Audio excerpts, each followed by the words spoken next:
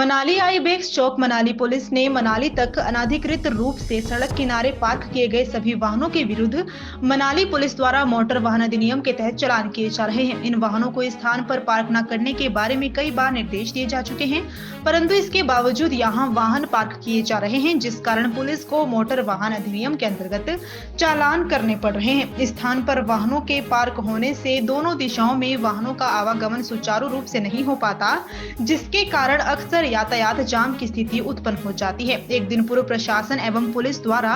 नगर परिषद मनाली तथा सभी संबंधित हितधारकों के साथ मिलकर इस स्थान पर अनाधिकृत रूप से बैठे सभी स्ट्रीट वेंडरों को भी वहां से हटा दिया गया था। डीएसपी केडी शर्मा ने आग्रह किया कि उपरोक्त स्थान पर अपने वाहन पार्क न करें, अन्यथा प्रतिदिन इन वाहनों के चालान किए जाएंगे। सभी लोग अपने अपने वाहनों को अपने घर की पार्किंग अथवा प्रशासन द्वारा निर्धारित पार्किंग स्थलों में ही पार्क करें और क्षेत्र को स्वच्छ रखने और यातायात नियमों का सख्ती से पालन करने में पुलिस का पूर्ण सहयोग करें।